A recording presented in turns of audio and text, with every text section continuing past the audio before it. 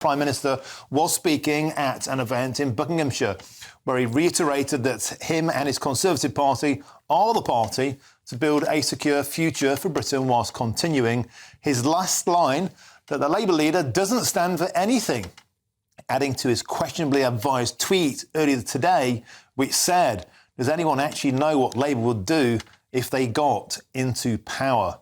Well, let's now speak with Transport Minister Anthony Brown. Anthony, welcome to the show. So Rishi's out. Hi there. Rishi is out on the stump and you cannot doubt his enthusiasm. He's full of vim. He's giving it his best shot. But the fact of the matter is, Anthony, the polls are saying that the gap isn't closing and it hasn't since the general election was called. What do you think Rishi Sunak needs to do to really get his message to connect with voters? Well, the only poll that actually matters is obviously the poll on election day, and there have been many surprises in the past.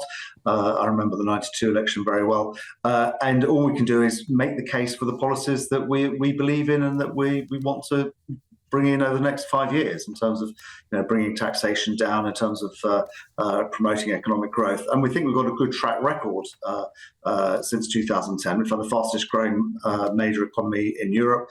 We've got crime down by about half. Education standards have shot right up. We've got the best educated children in the Western world now. And we want to carry on that progress. And in terms of the economy, because that is obviously a key feature in this campaign, we've actually got inflation down, as I'm sure you've reported endlessly, down to nearly 2%, back to normal levels of inflation now. I'm sure interest rates will start coming down. That's certainly what economists are expecting. And in the first quarter of this year, the economy is growing far stronger than most people are expecting. Fastest growing in the G7. So we've got things back. We've restored economic stability, and we need to stick with a plan rather than risk it with going back to square one with a Labour government that describes itself as socialist and wants to bring in French-style employment laws that would impose costs on business, strangle the flexible labour market, and undoubtedly lead to higher unemployment.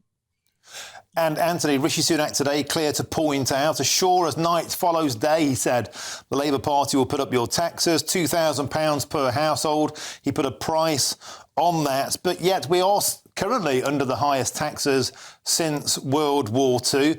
And our viewers are getting in touch saying we can't keep blaming COVID. We can't keep blaming the war in Russia and Ukraine. When are we going to see some actual difference in people's pockets? Because people really care about the economy more than anything, but they're not seeing any real difference.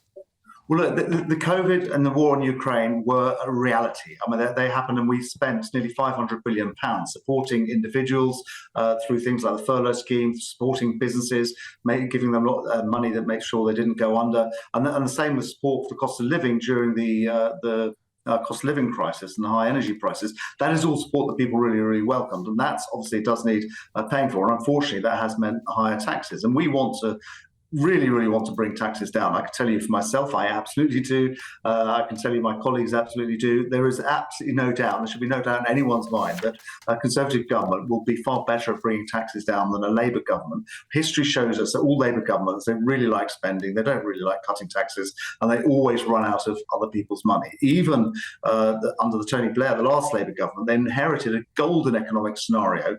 Really, Gordon Brown was the lucky chancellor inheriting a really strong, powerful economy, but they still managed to run out of money at the end, as we know. And you asked when are people going to feel the money in their pockets? Well, actually, wages have increased faster than inflation for the last 10 months, meaning people are better off on average each month for the last 10 months. And then we've had the 2 cuts in national insurance, putting £900 a year back in people's pockets, the average employee's pockets. That is all money that people will be able to feel. OK, Anthony, now we have the first of the televised TV debates coming up on June the 4th. Rishi Sunak wanted 6 of the things to try and make an impact. Does that suggest to you that he favours a live TV debate? Nick Clegg came from nowhere and turned things around on a TV debate. Nigel Farage doesn't do badly at them.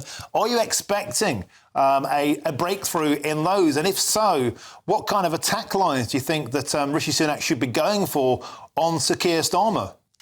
Well, TV debates are very important for public opinion. We know that. And I know I see each week in Parliament and more Prime Minister's question times, they're not the same as TV debates. They're a very different scenario. But it's clear to me that Rishi Sunak is a far stronger performer and debater than Keir Starmer, who's, despite having been a barrister, is not that quick at thinking on his feet and certainly communicating it. So I'm really confident that Rishi will come across really, really well in these debates. And I really welcome the fact that the public will be able to see the two up against each other. And in particular, the good thing about these debates compared to the PMQs is you get a real chance to actually set your stall out. And Rishi Sunak, having been Chancellor, having been Prime Minister for a number of years, is really on top of all the subject matter, knows what he's talking about, has got a detailed plan.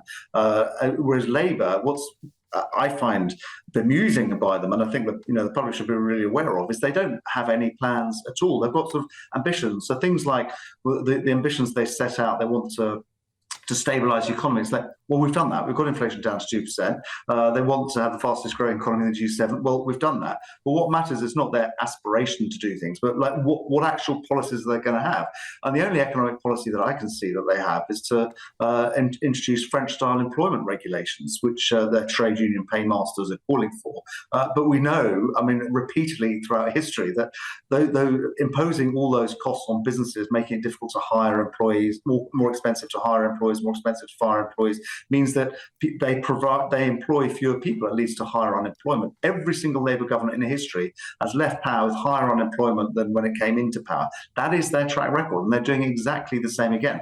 So you shouldn't listen to their, what their high-level aspirations are. We all share the same thing. We all want economic growth. It's the actual policies that matter, and I think that will come out in a debate. That actually you'll be able to see the difference between Rishi Sunak having a real plan full of details versus some Labour waffle, basically, and high-level mother and apple pie aspiration that really doesn't stand up to scrutiny. Well, Anthony, Nigel Farage has called it the most boring general election campaign in history. What do you think Rishi Sunak needs to do to really woo us in those debates? I don't know whether it's the most boring history. As a politician, obviously, I find election campaigns really, really interesting. And I don't know whether you want election campaigns that are too exciting. That normally means something is going wrong somewhere. But all we can do is what we're doing, which is we have our plans. We can talk about our track record. The fact we've brought crime right down, we've restored economic stability in a really, really difficult global scenario. With educational standards have improved dramatically. A lot more money spent on the NHS. We can talk about that. We can talk about our plans for the future and really try and communicate it with the public, but also contrast it with what Labour are doing. Now, whether that's exciting to people or not, I don't know. I find it quite exciting. I certainly think it would be good if the public engage with it, and that's why these TV debates are really good. Because with all due respect to your show, I'm sure people watch your show avidly and love watching interviews with ministers on it. But we know that the TV debates are really do have cut through. People do watch them. They have very high viewership figures, and a lot of people do make up their minds about elections on the back of TV debates. And as I said, I think Rishi performs really well in them. He's got full command of his subject matter, a good plan. I think he'll come across well. Good. Well, let's hope the gloves finally come off. Thanks for talking to us, Transport Minister Anthony Brown. Pleasure.